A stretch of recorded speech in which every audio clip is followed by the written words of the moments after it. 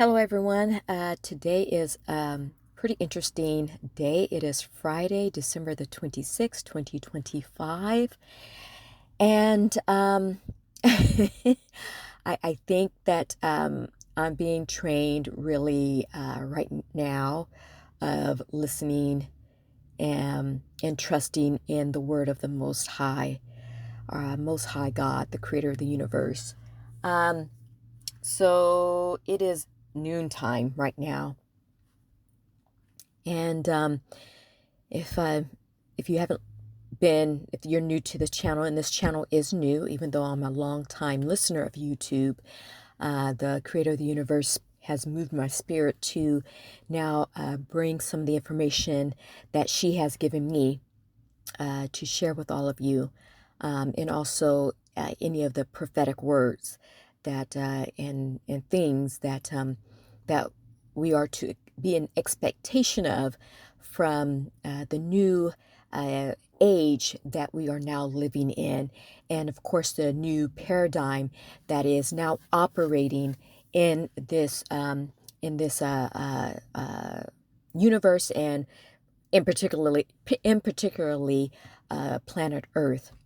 This world that we are now seeing come to an end, or at its end right now, um, is a world that has been very harsh, it's been unforgiving, and it has mostly benefited those that were at the cream of the top, or one. If you're looking at it from a pyramid scheme, it was like the first four blocks out of the 100 blocks that form it. And so right now, today, I think I'm being humbled and learning a lesson of trust. So please forgive me because, excuse me, I think this thing cut off. I'm still learning, but it's taken me some time to trust the Most High, and really adhere to His or her word. Um, so I've had many blessings, but right now I am like most Americans, or people who, Black folks in the United States, especially Black women, am having a hard time, as I'm one of the people that have been let go from their job. I have never encountered a work environment as the one that I was let go from. It was a hostile, bullying environment. I was bullied out of my position, and I was bullied by two Latino women, or of Hispanic nature, and what I believe to be a Vietnamese woman, or Korean woman, actually. And their boss was a Filipino woman, whom I was told by another Filipino person, the coworker, and a Mexican male, that my boss, was afraid of the two Hispanic women. So, and I can see why. They basically ran that office, and not in a team building way, but in a very arrogant, self-serving, very hostile, mean, gaslighting. And when I'm telling you gaslighting, gaslighting. And so I became their main target, and the few times that I actually stood up for myself resulted in some type of meeting or some type of human resource call. Of course, I experienced it before I got there, and I alerted human resources that I was of my concern, because I was being transferred from a building that had closed down, and so I was one of the few whose jobs were saved. And I had stellar reviews, stellar, the team that I was with prior to going to the office that I ended up in was amazing. But when I got here, it was like night and day. And so since then, I was let go in July of this year. So it's been 6 months and some change now. And at that time, things spiritually really began to change for me. It had been bumping along, but my focus was primarily on work, and just at that point, surviving it. Now I'm free, and I want to tell you that I have felt free indeed. I have had this time, the most self-healing, um, and not alone, but with the connection to the Most High that I have ever had in my life. And so I had a good send off, right? And when I walked out of there, the first thought that occurred to me was, you don't have to do this anymore. And of course, I didn't know how and where that would be, but there were resources that were provided for me. Skip to today. Those resources have been used, and now I am limited in my economics. And so today, what I realized is that I was operating under fear. So check this out. The Most High, I was going to go ahead and do some, what do you call it, like DoorDash, and I was going to do Uber, and then I was going to see if I can do GoDaddy. And each one of them platforms in Northern California, oh, and Amazon Flex, each one that I found in Northern California are already overbooked.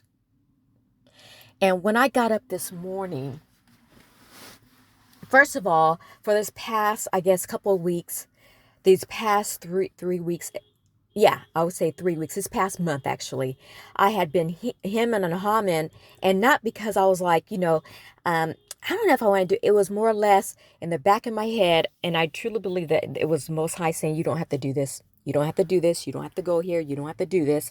This is not something I want you to do. I want you to focus on your mission and what I called you to do. But I kept being insecure about my economical situation, looking at it and being sober-minded at looking at it. I'm not rich like most Black women. Things are tight. They're even tighter now. And yet I have noticed that these blessings, coming to me, showing up in a way, God showing up in my life in a way that I had not seen before.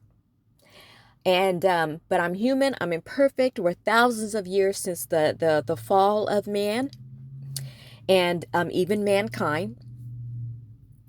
And so yeah, I'm gonna admit I've had doubts. Even though I know that where I'm now at, I'm healthy because I'm not in a toxic environment. I'm not in the world. And so when I woke up this morning, the little voice in the back of my head says, you don't have to do this. I got you. Relax. Don't worry about it. I got you. But my anxiety and my fear came up like, I gotta do this. I gotta pay bills. I got this economic stuff that's on me right now. And then there was this quiet voice when I walked out to my car and got into my car, and I started driving to get to the spot that I want to get to. And the little small voice says, "Are you starving?" And this is while I was driving, and I said, "No." "Are you without a home?" "No." "Are you without clothing?" "No." "Do you feel unsafe?" "No." "Then what are you doing?" And I do you know, I brushed that aside and I said, my brain was like, but I have to get money. I have to make money. I gotta make money. I gotta pay this stuff. I'm behind. I gotta do this and X, Y, and Z. And so that brain, that inner voice backed off, or I call it the God consciousness, the God voice backed off. And I knew it. I knew it at that time. And so I started trying to open up these apps. And all of them, as I said, all of them, like DoorDash says that we have enough drivers, we're too full, thank you for applying, but not now. Uber wouldn't even, because I've had this app and I've been a driver before on it a few years ago, and then I just hadn't used it. So when I tried to open it again, it says it also said that similarly the same thing, that they're pretty much when basically they have me down, and when they have an opening, they'll send me something. And then the Amazon Flex just has me on a list.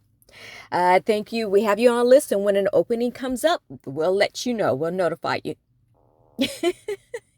And all this morning, from the time I got up, like before the sun was up, I had been seeing nothing. Even till now, I'm at the park right now, but even till now, I had been seeing nothing but pyramids in all shapes. It's just like I look up at the sky and I'm like, this is not normal. This is not normal. Every time I get in my car, this is not normal. Every time I turn a corner, it's not normal. And the pyramids, which are all over the planet, are what is called God's stone witness.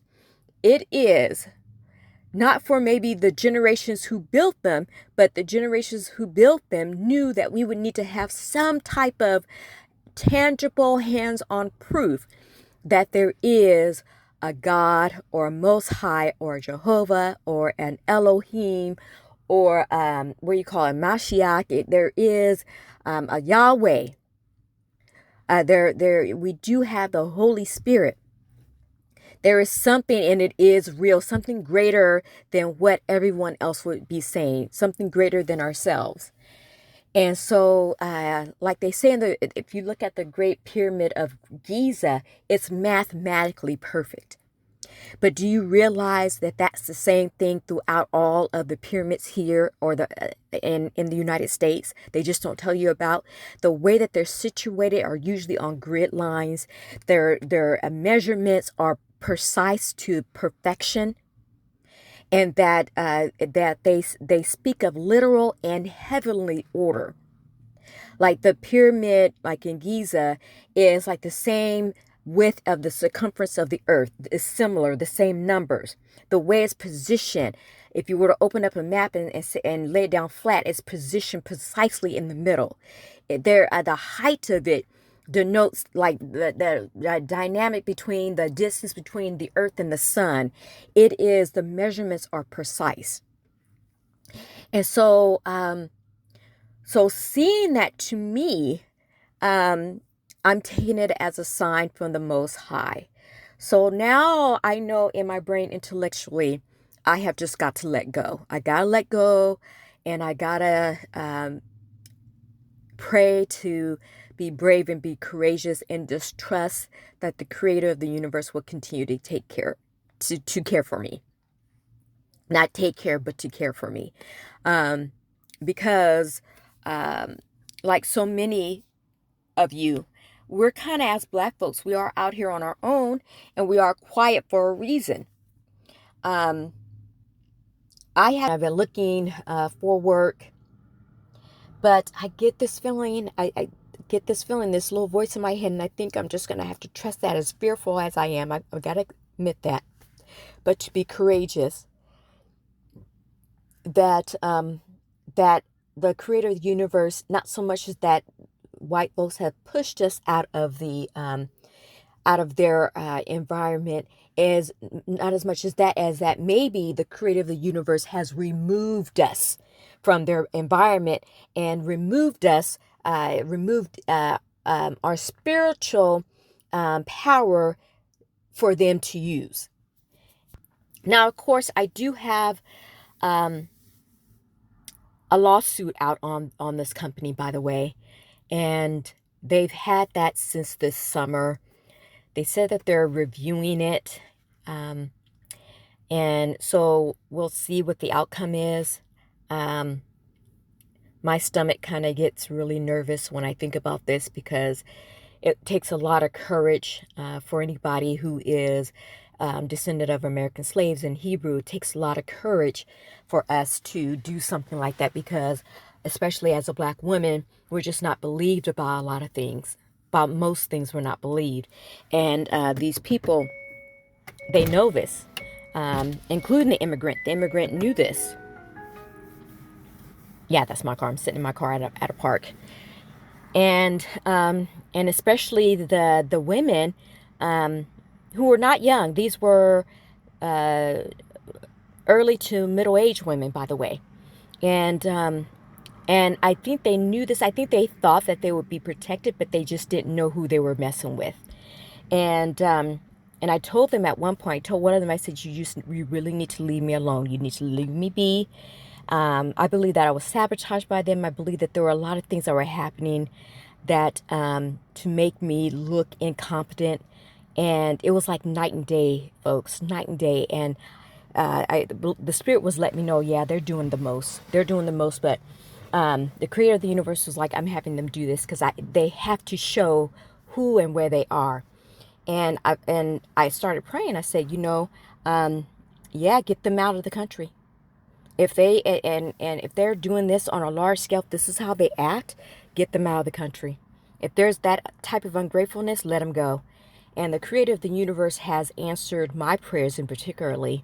And I don't know how many other people had recognized this and had petitioned the Most High to deal justly with those who have come to this country illegally and legally, and who have been given all kinds of advantages.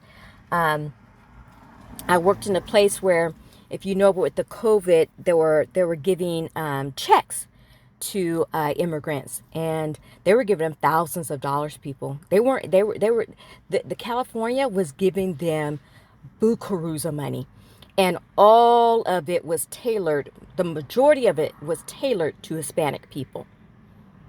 Like the applications I had seen, it was like a 10-page, one of them was like a 10-page application.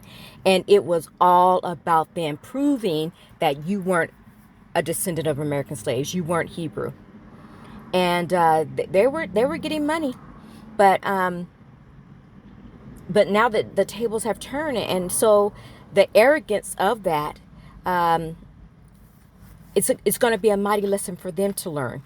And so they're being taught a lesson like, you can't come to me with the rosary and Holy Mary and go to church and our Father, Son, and whatever, the Holy Ghost, and then treat a people who are the solely responsible for your being and enjoying the gifts that they have fought and bled for and continually to get harassed for.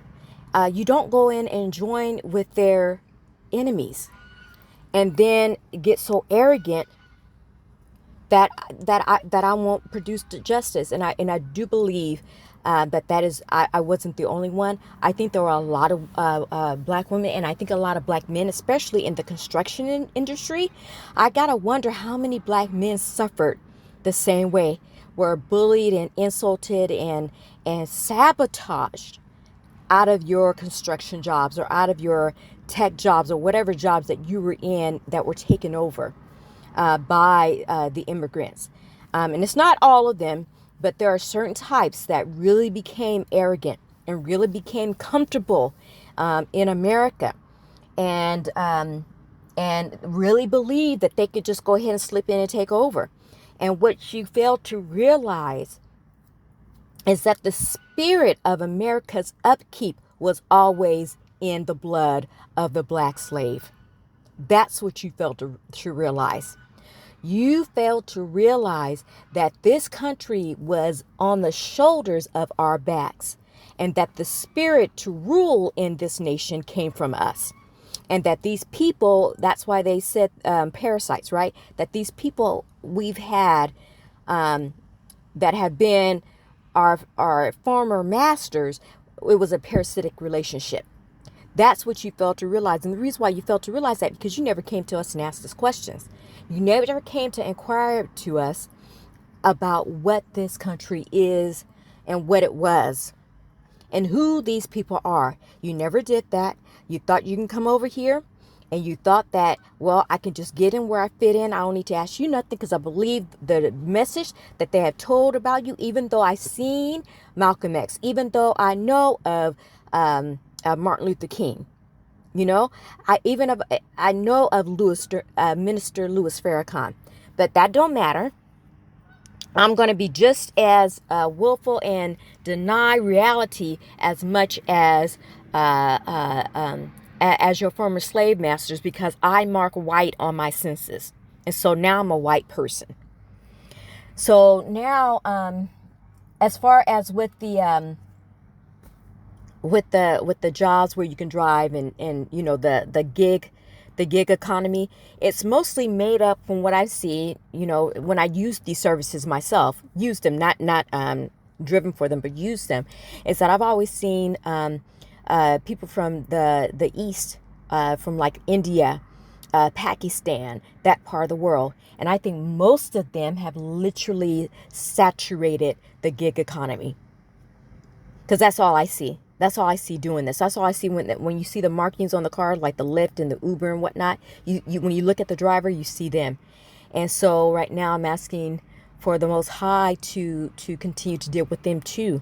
There is a cleansing work that has to happen, and that is taking place in America.